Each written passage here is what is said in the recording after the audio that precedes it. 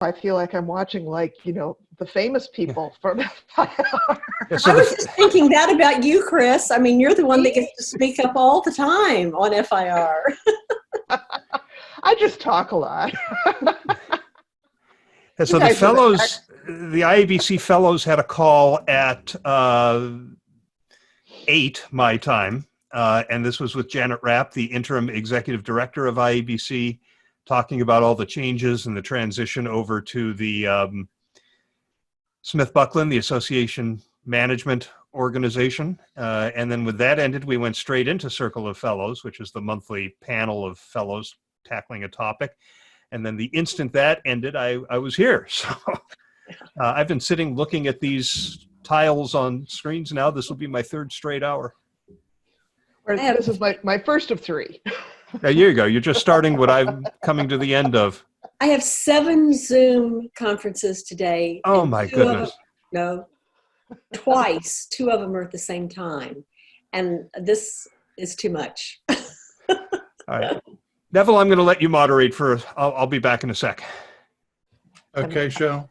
I'm going to grab my lunch, and you don't have to. I think we can all self-moderate probably. So, so obviously, I think we're not likely to get what happened last week. You've all read Shel's post, I'm sure.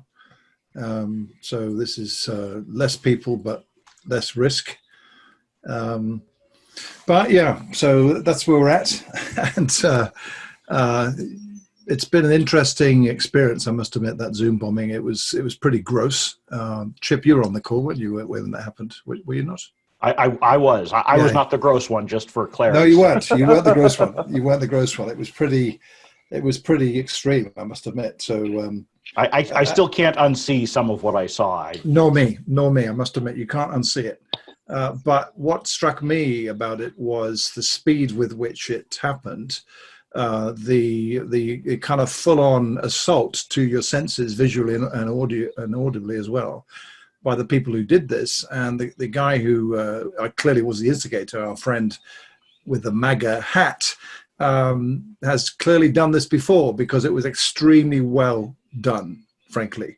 The assault was well organized, and it was right on from the very outset, making it hard to understand what the hell was happening. So they probably, what was it, Chip, about 15 seconds before, I think before Shel did something. I know I dropped from that call because it was just right in your face, the whole damn thing, and everyone else did. About 15 seconds they got away with. So if their goal was to cause utter disruption, well, they succeeded with that goal, right? They did. I mean, they seem to be doing this sort of thing to any Zoom open links they can find. They're clearly coordinated in some chat group or something where they share the links and say, let's jump on at this specific time. But, I mean, it's the big lesson we learned, obviously, is to we have to put in place some processes that control that. And one of which, of course, is not publishing the URL to the event publicly, openly on the internet. I think about my organization, the Internet Society, we do these daily, these kinds of calls with people in 100+ countries. And one thing is true, the URL is never public, but it requires you to have a secure place where you can share the URL amongst trusted people. And that doesn't happen instantly. So maybe we need to consider like the Facebook page or some other grouping area where we do this, because we don't have the volume of people we might wish to have in this kind of discussion. We've got the hardcore group of friends here, which is great. So we'd like to expand it a bit. So I mean, Tom's here. This is great. Chris, yeah, excellent. Bill, I haven't spoken to you a lot, Bill, over the years, but I definitely know who you are. Sherry, it's great to see you again. Well, it's been Steve, of course. I haven't talked to Steve for a long time. Like your microphone and the pop filter, Steve. Very smart looking. So, and Chip and I can give you a quick tour of the studio here. Oh, sure. Damn, I shouldn't have said that, should I? No. So, and back there's the TV studio. Oh, wow. Excellent. There's an investment there. Yeah. There is. Is that sound baffling in the back of the room? It is. It's the cheap stuff off of Amazon, but it works. It works. It does, doesn't it? Yeah, it does. Well, I will just say that I wasn't on the session last week, so I didn't get to find anything that I needed to unsee. But I did go back and watch the first 15 minutes or whatever was posted. And I just have to say that from the moment the guy came into the group, both Neville and Shel were aware that this could be a problem. I mean, you were ready for that. And there was some chat going on in the chat between some of the attendees with Shel and me, actually saying, "Hey, listen, this looks a bit weird." Yeah, Zach.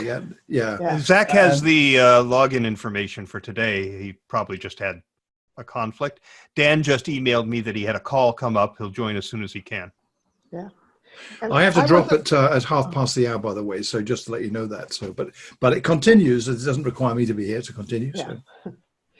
And I wasn't on the call last week either, but we are doing Zoom-based webinars for a lot of our clients.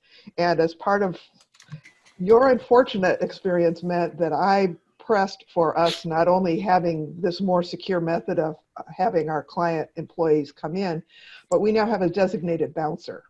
Right. A bouncer. Right? So that the people who are leading it, who are, welcoming everyone and doing all that stuff, this bouncer's only job is to monitor who's coming in and knock off somebody who looks at all weird immediately, at least until things change. But, thank you for that, even though I know you guys didn't volunteer for this experience. But there's a learning experience and everything, isn't there, Chris? Yeah, so it's great. But I guess we're able to benefit from that. So I like this bouncer idea, I must admit. So a new job opportunity, bouncer for Zoom meetings. Fantastic. Yeah. The job description. Yeah. The FIR enforcer.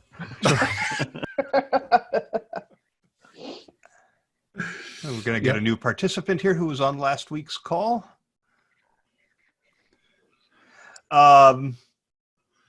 Johnny. Oh, yeah. Brazil, yeah. Absolutely. So, last week was an interesting experience. I was tempted to bounce him as soon as he came in, but didn't want to make presumptions. And, for the experience, I'm kind of glad I let it happen. I got a great blog post out of it. So you did.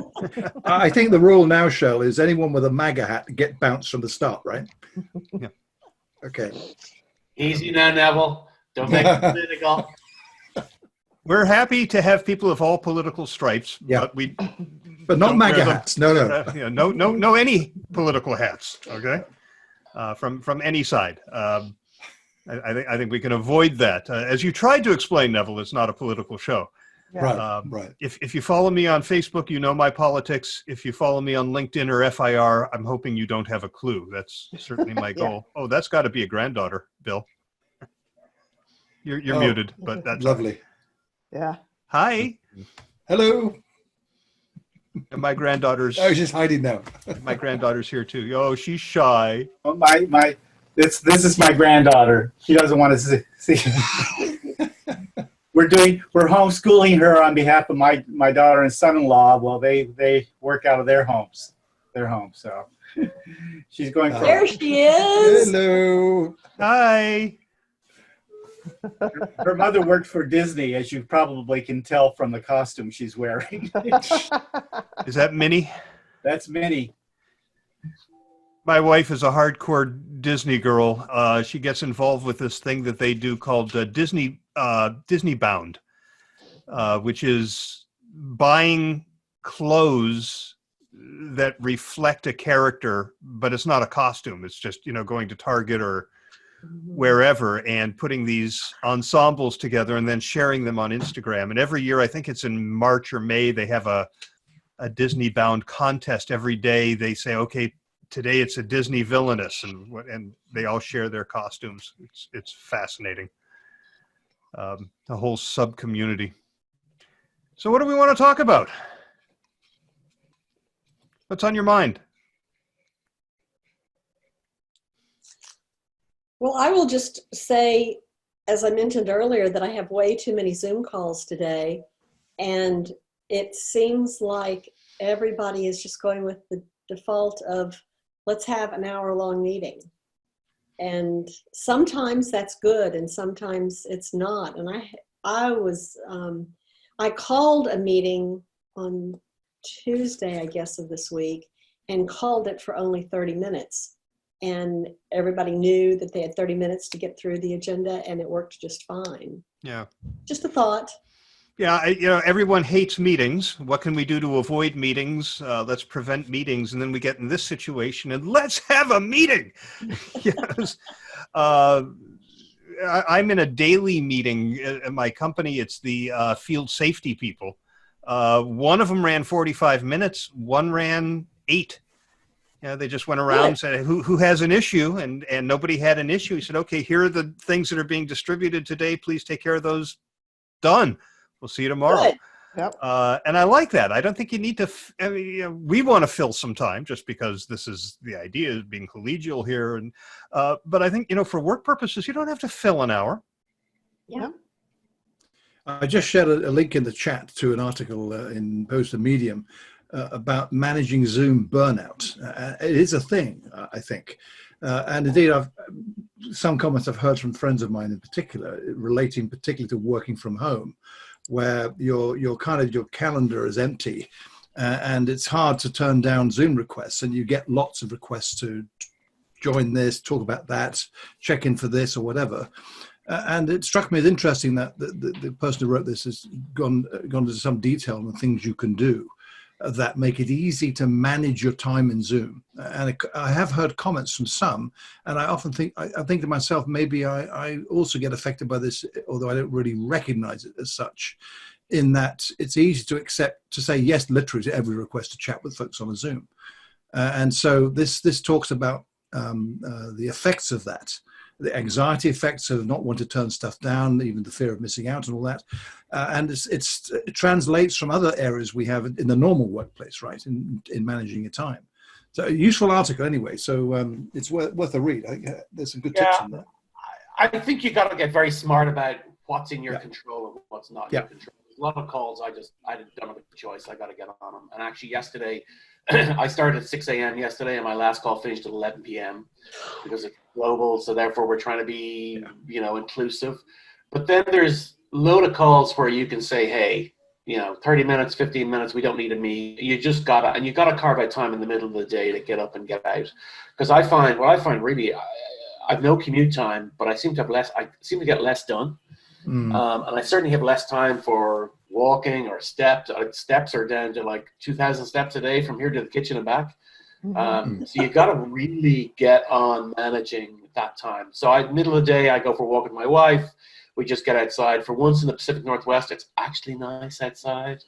It makes it easier, but yeah, you've got to be hardcore about that time, because the day just becomes back to back. For me, Teams meeting. Yeah. But yeah.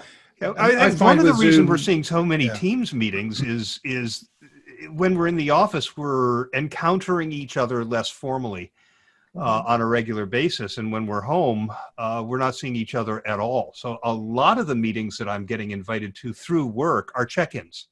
Yeah. Right. Let's get the group together and check in. These are meetings that we never used to have. So I was talking to one of our human resources business partners yesterday, and he said, yeah, I'm sorry I couldn't make the HR check-in. I was at the biosolids digester check-in, one of the teams that he's responsible for. I go, oh my God, our time is being taken up by all of these check-ins. And they certainly have value to stay You can't do them all, though, can you? You can't join every single one. No. I find many meetings that I either go to or choose not to are recorded. So you've always got the option, and people tell you, well, you can always watch the recording. Rarely do I do that, frankly, even if I say, yeah, okay, I'll watch the recording, because there isn't time for that. Or you say, I'm not going to invest an hour in that because I couldn't go to the meeting or didn't want to go to the meeting. So I find actually one device that I'm using more frequently than I was simply not being logged into Zoom. So when someone looks for me, I'm not visible. I'm not there. I'm on Slack. And indeed, another thing I've noticed, people start sending me text messages on Zoom, which they never did before.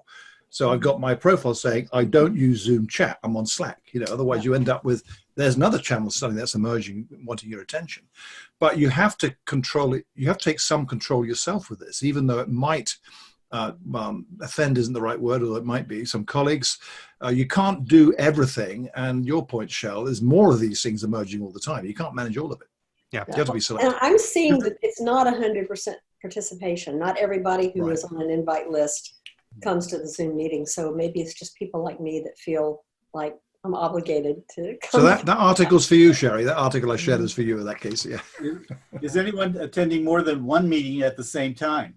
I tried that already once today and it didn't work very well. And I have another chance to try it at 7 o'clock tonight, and I don't expect it will work very well. I didn't know you could do it because one call has taken control of your camera and your microphone. So what do you do with the other call? Well, Another computer. Another computer. Like a freelance, like a Twitter chat while doing something else at the same time. So I think with Zoom, you can't log in twice. But you can log into meetings separately. Yeah, exactly. You can log into two meetings. Yeah, on a different computer. Yeah. Without using I'm at a login. webinar right now. You are? Which I'll watch later. That's the trick. I've got a product demo at 1. So yeah, I've been on Cisco WebEx, GoToMeeting, and Zoom all in the same day. I think that's a first for me anyway. Hey, Johnny, how are things in Brazil? Just calming down a little bit over here. But I just watched our press conference from our state governor talking about next steps. So they haven't extended the quarantine yet. Officially, it's announced till the 22nd, but they're already planning to take this the long way because they're about to distribute materials for parents who work with the kids at home, especially for kids who attend public schools because they won't be returning so early. Yeah. That's been going on. Coloring books that your company sends to parents to keep their kids busy have been very popular. I hadn't heard that. Oh yeah, that was our alumni office came out within a day or so. We have a mascot, of course, which makes it a little easier. So this big furry guy doing all different kinds of things as coloring books, and it's like, here, print these and hand them to your children. The other thing is it's something that you can do that doesn't involve a huge expense. I remember once I was doing media relations, and one of the reporters that I worked with regularly, I found out that his young daughter, she was 5 or 6, was in the hospital with something really awful, and she was going to be there for months, life-threatening. And I said, God, I'd really like to do something for this guy, but I can't do anything that's high value that's going to look like currying favor with the press. And my wife said, send 5 or 6 coloring books and a box of crayons. Nobody's going to think you're currying favor for $18. Right. Yeah. So I did, and I sent those over, and oh my God, the gratitude I got was she was so bored and she was so happy to see them. And why didn't I think of that? Yeah. It's a great idea. Yep. I know that I think I'm the only one in the Chicago area. So the Chicago mayor, Lori Lightfoot, she was getting memed before this happened because she has what people tend to call her death stare. I mean, she's been taken on the councilman and so forth. So she's gotten memed extensively, even with the beginning of COVID, but she jumped on board with it and came out with a whole series of PSAs that shows her doing stuff at home and making fun of herself and her family and everything else. So if you haven't seen those, it's sort of like it's a nifty example of how to get ahead of, just a meme and to leverage it into the communication that needs to happen. Chicago is, interestingly, we're bending the curve faster than anticipated. Yeah. And part of it is because, there are now mayor standees that you can get so that you can have her glower from the back of your living room at you. So. And it's just like, we can't get enough of them. They're like 10 or 12 that come out every day, and people make collections and everything, but all of them are basically saying, stay home. And it's things like there's Dorothy and the 3 from the Wizard of Oz going, we're off to see the wizard, and there's Lori Lightfoot saying, no, you're not, and get 6 feet apart. So it's everything. They've taken artwork from the Art Institute of Chicago and riffed all kinds of things off of those things. So like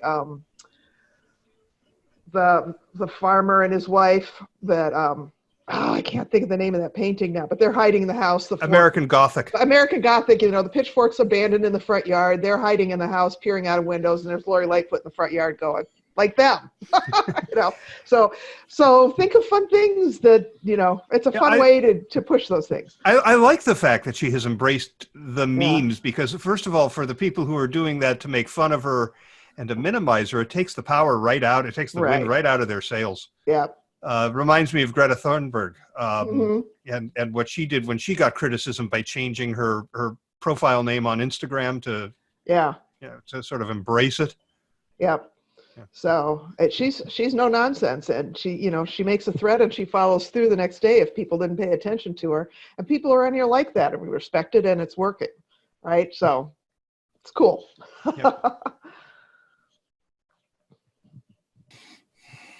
Oh, silence. I know. Well, I'll say something about Neville. When I first saw you come up on the screen today, I thought, wow, what great color coordination, you and your environment.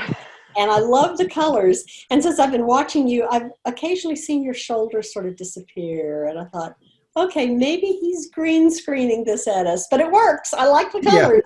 Yeah, it's a green screen, and indeed, this is my aspirational apartment number 5. I have 4 others.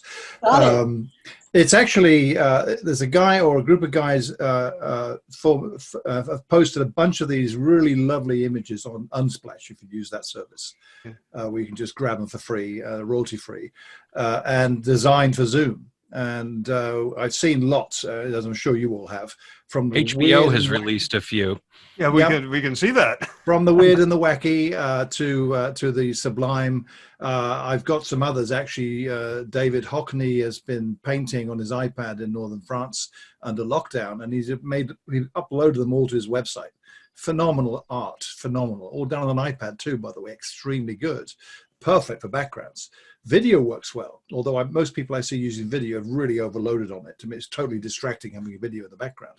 But you can do it, and it's great. So to your point, Sherry, I did take care with choosing this one to match the shirt, the graying hair, and the art on the walls in the background. So it all kind of works perfectly. I have to tell you, one of the things that I was a little concerned about with these backgrounds is at my organization, every Friday, the executive team does an update and Q&A with all employees.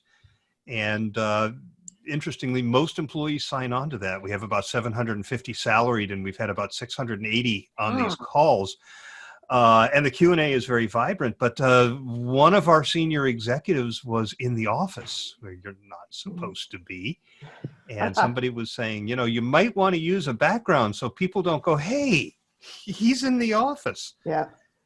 So he did. And I was going, I wonder how many people are doing that, using a background to hide the fact that they're not in home. Somebody needs to get the Lori Lightfoot stand up for them. Right? Yeah, right. I just shared in the chat too a tool that we found, which is like $50 or $60, and it's a green screen that you can strap on the back of just about any chair. So if you are using a company background or one that you want to be a little crisper and that hides what's behind you, that may be something that's worth various people investing in. I considered one of those when I was buying a green screen for the office. And I ended up getting one that you remember the old screens that we used to use in school when we were where you pulled them up and snapped them to it's like that, but you don't have to snap it to the brace at the top because it's got a mechanism that holds it up. You just pull it up out of the base, and one of my as coworkers, Neville would say, Bob's your uncle, right? Yeah, one of my coworkers bought about 10 fluorescent green poster boards, duct taped them together, and put them on our wall. So you can do the home hack too. Right.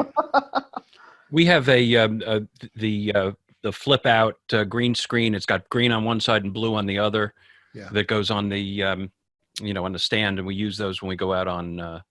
Back in the days when we actually went out on location to shoot stuff. Right. It also comes in those headshots. Yeah. I have one of those that actually folds up into a circular. You have to learn how to do the twist. It goes in a bag that has a zip, and it's fantastic. I think it cost me like £12. It's about $15 on Amazon when I bought it a couple of years ago.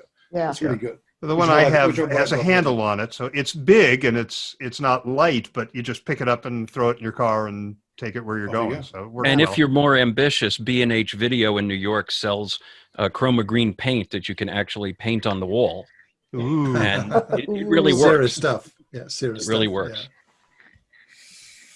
One thing you may have noticed, you might have seen it. The Queen, Queen Elizabeth, Queen, the dresses. Yeah, did a speech to the country about when the lockdown started. You think she did that deliberately? She's wearing this green. Did nobody on her staff know what would happen? So that's been then used all over the place by people who superimposed on the dress all sorts of other backgrounds. She's worn that dress several times. She has, yeah, it's true. Well, she's economizing, Yep. So it sparked, and so her pictures at Piccadilly Circus in London, which is all empty because no one's there, with words from her speech. But I keep seeing a version of her in the green dress that's got something else superimposed on it. So it's led to a lot of creativity, which I'm sure she hadn't expected that. Yeah, keeping people's spirits up.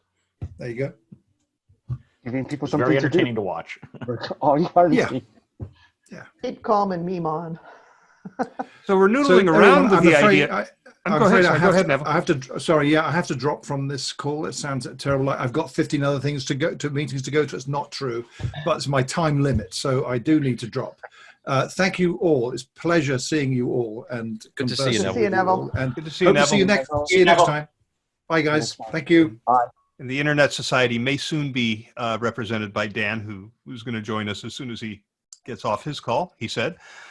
We're noodling around with the idea of a weekly Zoom call after hours, hosted by one of the executives for purely social reasons, where the first 10 people to say, I'd like to participate, would be the ones who get to participate in order to keep it manageable. I'm curious what you think of that.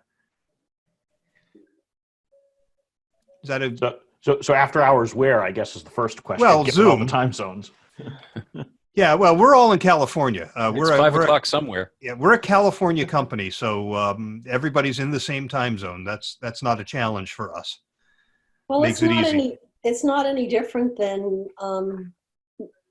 previous life, where you could get a senior executive together with some employees to talk. It's just a matter of finding out if that will work from a Zoom platform. And from everything that I hear and that I've read is that people feel more comfortable talking in Zoom than they do in person, because it has the slight feel of distance. A little detachment, huh? Yeah, I would agree. We have a lot of teams doing virtual social half hours each stuff, and it's worked really, really well. People really like it. We haven't done it with senior leadership, so that's kind of a different spin on it. But we're a much smaller company. Yeah, I know. But I actually do agree with Sherry. Like, I think the Zoom thing is a great equalizer, where you don't have people to hover around the exec. So it could actually be a really interesting experiment. Well, we're actually going to do it next week. I'm sorry, Bill? I said, will there be wine tasting? Yeah, assuming it's the wine that you have in your house. Yeah, we should send out a wine list. Buy these wines and pour yourself a flight. Yeah. We're actually doing I'm sorry, go ahead, Steve. We're actually doing this next week with IABC Philadelphia. We're going to have a virtual happy hour just for members, and let them gather and have this kind of a conversation about how we're making out, how we're doing stuff. Okay. We had an executive who he liked not actual boxing, not punching anybody in the face, but the boxing workouts that are a big deal now. And so what he did was he said, I'm going to invite the first 20 employees who sign up to come with me on one of these workouts. And it was immensely popular. He ended up doing 2 more before he left the organization.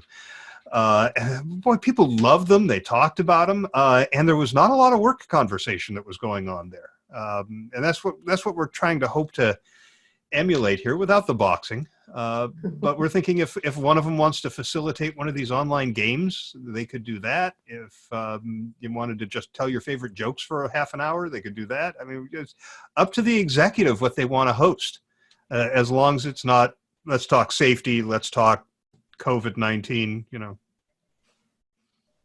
Yeah. Do they plan to have them recorded or not?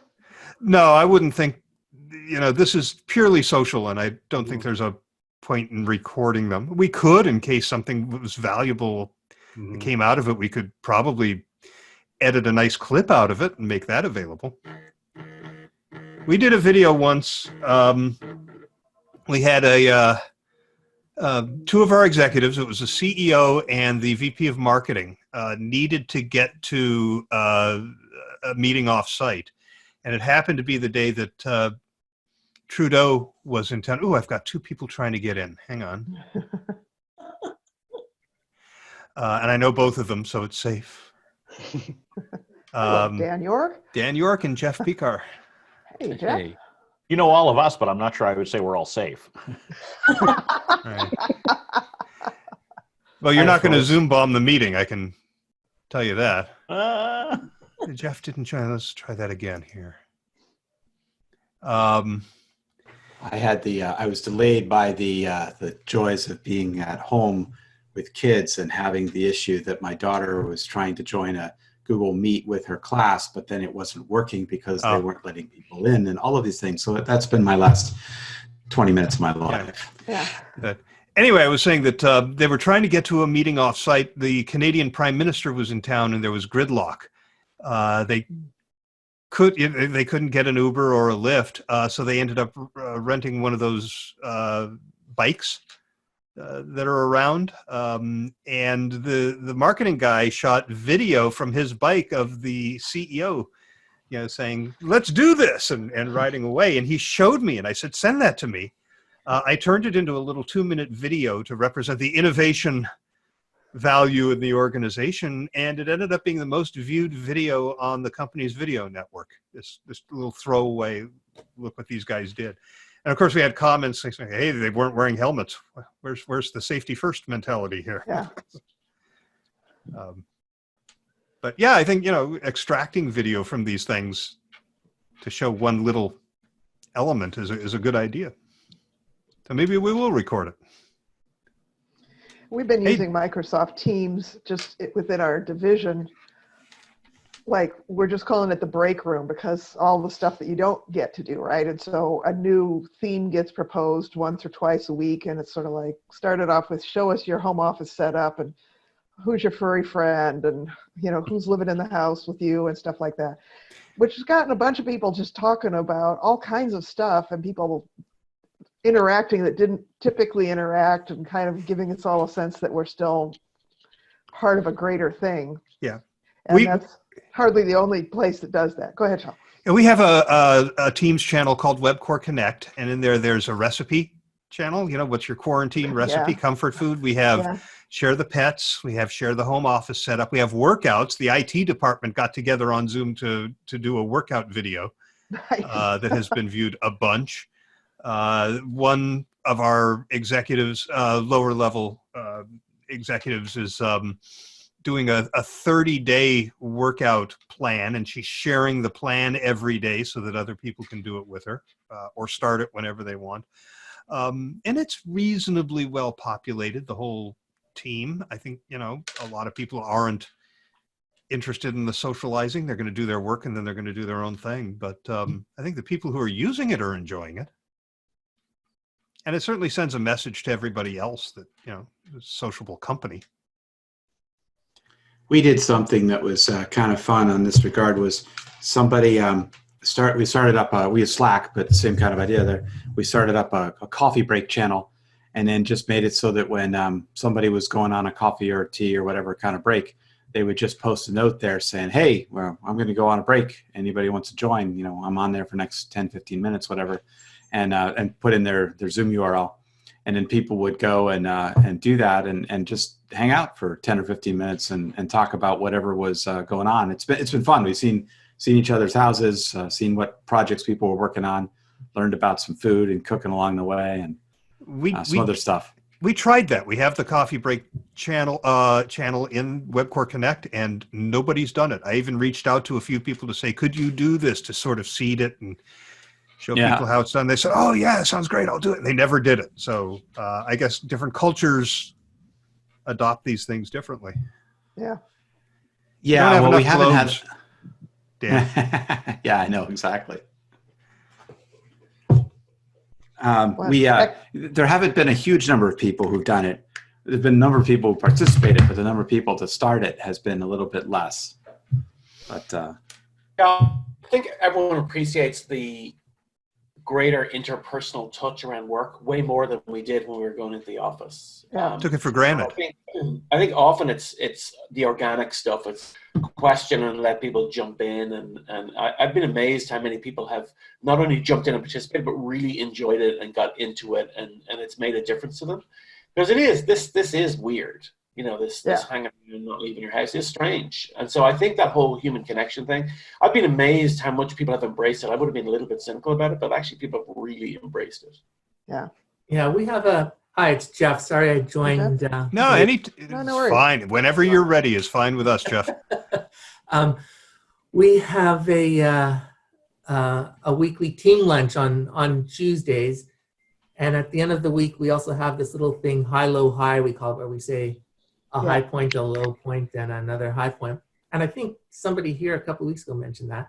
Anyway, the team lunch last week, and we're allowed to order in food and, expense it to the company and all that. But I didn't have a chance to do it. So I made myself macaroni and cheese, but I took my computer into the kitchen and did that. And one woman who's from Nigeria, new to our team, has never had macaroni and cheese. She thought this was the most fascinating thing in the world. And when it came time to the high, low, high thing at the end of the week, her high was learning how to make macaroni and cheese, which I thought was that's great. Right? Yeah. Sharing your culture across organizational boundaries. Yeah. Speaking of someone who's not from the U.S., macaroni and cheese is something very American. So don't live in the U.S. Yep. Yeah, I seem to recall that. With hot sauce and other toppings. Well, that's just a big state to the north, isn't it, Jeff? It's a much smarter state to the north, yeah.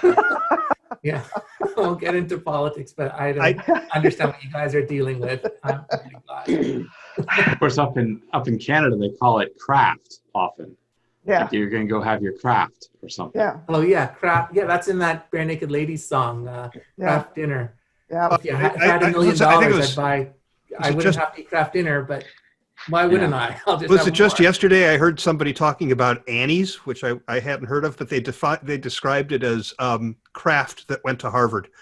Well, I had an Annie's last night, but the version of Annie's I had was rice macaroni and dairy-free cheese, and it was actually good. About 3 times as expensive as Kraft. Yep. Yeah. That's, like he said, Kraft that went to Harvard. Yeah. I don't remember who said that, but I thought that was funny. I seem to recall Thomas Jefferson introduced mac and cheese to Paris, or he brought it back from there with him. I'd have to go check my history again, but he was big into mac and cheese. Good to know. Probably not the boxed kind, though. Yeah. Probably not. Yes. If they ever find out that stuff is cancer causing, I'm a dead woman.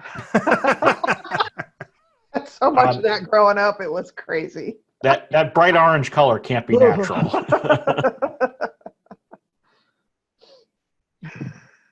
Yeah, I've seen a commercial with Velveeta arguing you should use them for mac and cheese because it's so creamy. And I said, yeah, but Velveeta. Well, next week, so macaroni, that's the basic, like that. I'm not a big cook like my wife, so it's that. Or said, oh, well, the other thing I could make is in front of you guys is peanut butter and jam sandwich. And the person from Britain just thought that was the most disgusting thing you could imagine. Or maybe I call peanut butter and jelly is something else in British English. anyhow, she said, no, someone else better do the cooking channel next week. Yeah. I had that conversation with some of my relatives in Denmark where for breakfast they'll have like a really dark rye bread toast covered with peanut butter and sardines, which they think is great breakfast, and they think putting jelly in that is just wrong. And I'm like, we're related, but not that closely. I was going to say, anybody who eats Marmite shouldn't be talking. Anyhow, the point is we are finding creative ways, and something as basic as just cooking while you're in a little team meeting like this adds to a lot of getting to know each other, which we don't even have in real life in the office when we're there, because who's making Kraft dinner or peanut butter? Or and that would be easy. I have, let me see if I can lean over here.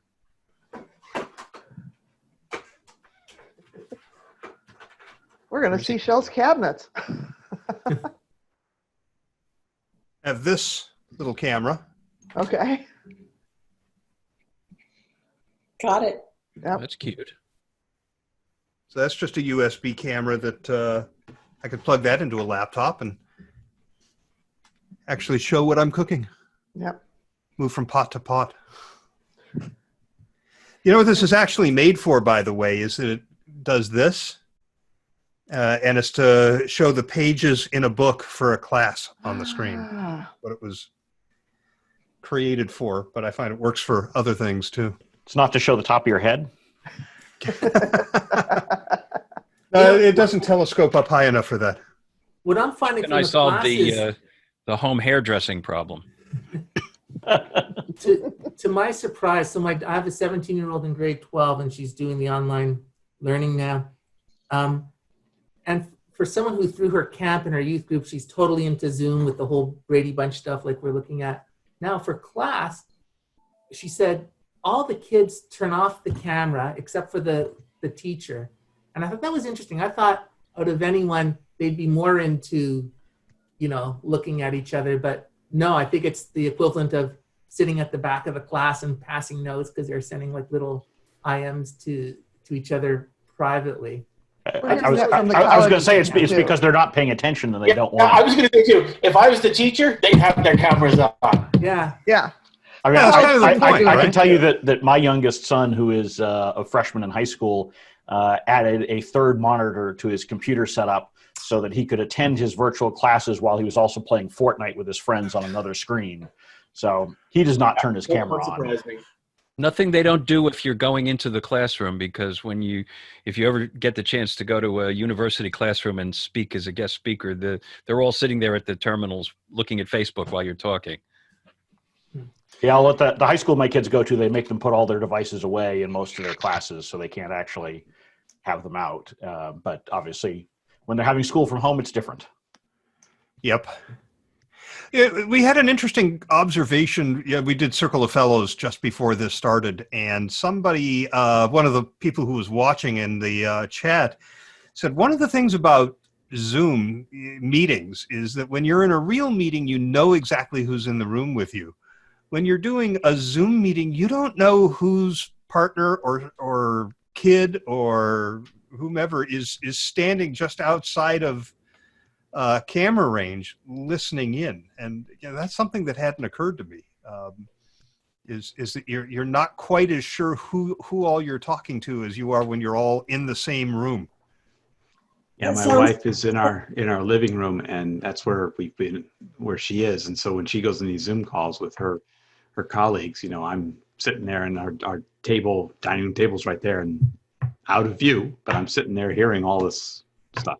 Yeah. Sounds to me like sending somebody an email, assuming that they would never forward it to anyone. I don't think my wife could find anything of less interest than sitting through my meeting every day. Exactly. The best cartoon I've seen out of this whole shelter-in-place situation was a couple sitting side by side at the kitchen table, and the wife is leaning over looking at the laptop screen of the husband and saying, "This is what you do all day?"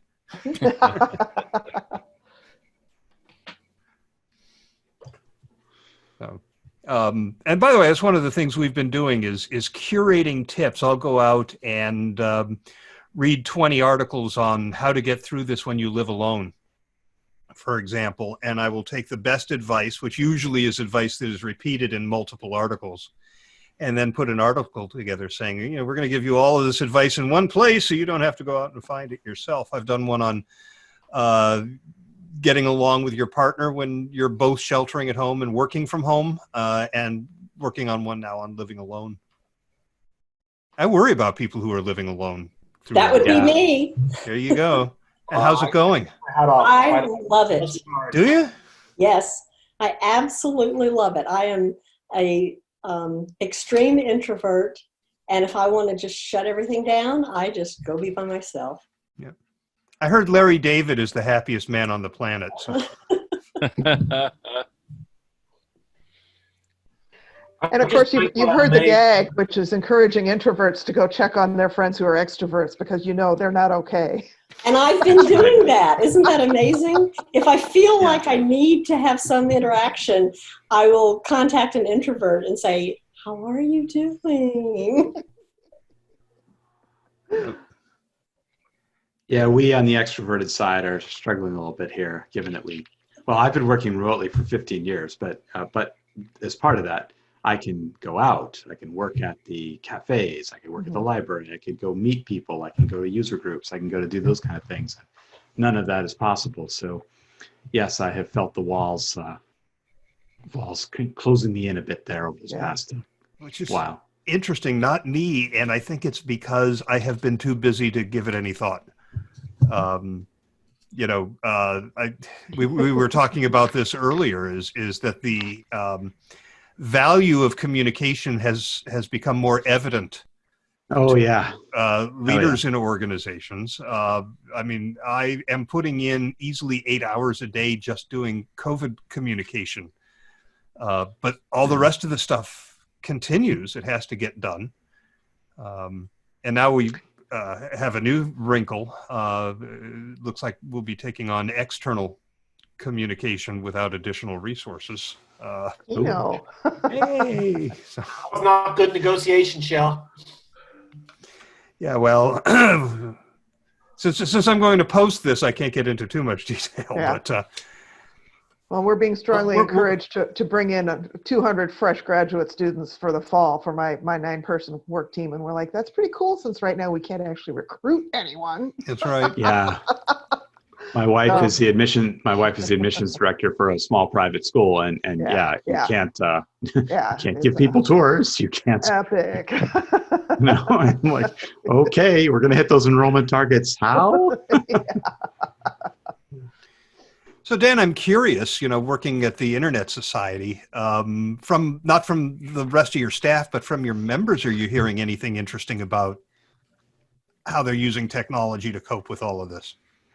Yeah, there's been some really neat stuff people are doing, all around in different ways. Of a lot of our folks are in parts of the world where there isn't a lot of connectivity. So there's been a lot of people springing up new community networks and new things to try to help, get connectivity to people who can't be there. Unfortunately, my trackpad just froze, and I actually had something that I was going to share, but I can't get over to it. But we've been putting together some of those good news stories around kind of how people are using the internet to go and connect with each other and find ways to work together and do new things. So it's really remarkable, just kind of how people are using it in all sorts of different ways. You look at even just this, right? We're having this Zoom conversation that we wouldn't have had. You're having people with hangout happy hours and. A very Brady happy hour, it seems. So. Yes, Jeff is helping us there with that picture. Well, and I will just say from the introvert standpoint is I'm glad people are putting together these opportunities for us to get together, because I certainly wouldn't go to the trouble to do that. Hey, Dan, where is that? Is that publicly available, what you were going to share? Yeah, but I don't remember the URL. Well, but I mean, is it on the ISOC blog or? Yeah, it's on our website. We have a page that was pointing out some of these stories. Okay, I'll find it. Yeah, I think it was just internetsociety.org/good is a shortcut. Like, I mean, I've already made notes on coloring books and high, low, high. So, but what Dan is saying, just not able to find. So I work for a global consulting firm, and there's just so much information overload from all our offices around the world and all the different intranets and SharePoint sites, and just to sift through what's real and what can we use as consultants to help our clients, and then, oh yeah, I saw some email on that, or I saw something with the list, and then to go back and find it, and then it's out of date, a week later anyhow. It's a challenge for me and my yeah, okay, but the embarrassing part, Jeff, is that I run the team that manages the websites. So details. Yep. Well, I have a question for you. Shel, I was going to ask, or go ahead. No, finish your thought, and then I'll move you. Well, I was only going to say what you said, Shel. We have never been. I don't think we've ever been busier on the communication side, especially because as everybody is looking to try to how do they communicate now? How do they work with stuff? The people, and I'm on the external communication side, obviously, but everybody's like, well, how do we do this with the website? How do we add on to this? Should we, so that side of things has just been even crazier. And then on a personal level, I have two daughters, one who's 18 and is in 12th grade and self-sufficient. She was actually going to a college, so she's doing online learning. But we have a 10-year-old who's in 5th grade and who needs us as parents to help with a lot of that kind of flow of things. And her particular school, from 6th grade up, they give the kids direct access to Google Classroom. From 5th grade down, it's through the parents. And so we've had a lot of, our nights are spent printing out materials and getting stuff ready for the next day and then checking in with her. And so it's a second job on top of all the other stuff, which has just gotten busier. So it's been crazy. And in the midst of that, I can't go out and work at a coffee shop. Sherry, sorry, you were going to take a different direction. No, that's okay. I just was going to ask you a question. You manage the people who are dealing with the website, but you've always, I guess, pretty much worked remotely. Has anything changed in terms of managing your staff? No, because we've always been remote. So, the team, the Internet Society is about 120 staff people, and we have a small pocket of people in our Reston, Virginia office, like our finance team and a couple of HR people and a few other people who happen to be in that area. And we have a small group of maybe 12 or 20 people in Geneva, but the rest of us are all spread out remotely all over the place. So my team involves people in Serbia, in New Jersey, the UK, Mexico, and Ethiopia. So we are truly spread out all over the place. So you know how to do it. You should write the book for everybody else. Yeah, well, that was it. Like in this, it's like, oh, we have this great opportunity to help people learn from what we've been doing, but we got to write that up while we're trying to do all this other stuff. Yeah, I keep trying to write a blog post just basically about what I'm doing for internal communications through all of this. And I still have a blank notepad screen up. Just have not had a chance to write a word. Yeah. I was able to do the one on the Zoom bombing because it just poured out. I didn't have to think that through and craft a post. It just happened. But Shel, can I mention something that happened to us on a Zoom that other people might want to be aware of? Sure. So we did a Zoom for one of our clients, NJ Spotlight, which is a New Jersey-based public policy news reporting consortium. They're now owned by New Jersey Public Television. But they do these roundtable meetings that are usually live with a panel of speakers on public policy issues, usually lawmakers, regulatory officials, and people from the companies that have an interest in that topic. The big one this month, obviously, was what is the state education system going to do with the kids at home and distance learning? And so they had several. The second one we did with the state education commissioner and his team, we set up the waiting room. Out there. We very carefully muted everybody. and we turned off their cameras. And we had the meeting set up in the Zoom large meetings function, which allows you to have up to 1,000 people.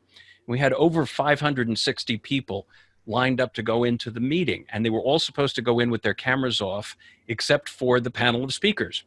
And the minute I opened the door and let them in, some of the cameras started coming on randomly, even though they should have been turned off. And I spent the first 10 minutes of the meeting turning off these cameras that were grabbing focus from the panelists. And it was really unexpected. Zoom couldn't explain it. The only thing we could think of was that there seemed to be the smartphones and the tablets whose cameras were being activated. Didn't seem to be desktops. But we haven't, you know, the next time we do the meeting, we're using Microsoft Teams, and it's going to be speakers only. It's just a warning. Steve, was that a large meeting setting or webinar setting? No, it was the large meeting rather than the webinar. The original intent was they wanted to have the wall of people so everybody at the meeting could see each other. But then the first time we did it, they realized that was probably not a good thing, that they should just turn off the cameras. So we turned off the cameras, but they didn't stay off. That was the learning. Steve, I'm sure your new solution will work very well. Say that again? I'm sure your new solution will work very well. Well, yeah, I think Teams will isolate it because it's a webinar function only, and we're also going to be using the tool that I'm using today called vMix to switch in the panelists. So it should be a much smoother, higher quality presentation. But it was pretty scary for the first few minutes. Well, it's top of the hour, and I know I need to get. I haven't even started working today because this is my third hour-long video conference.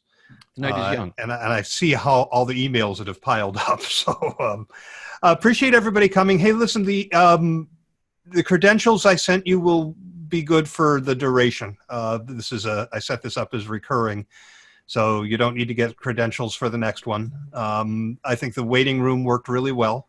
I hope Dan and Jeff, you weren't waiting too long. I don't know how long it took me before I noticed that you were there.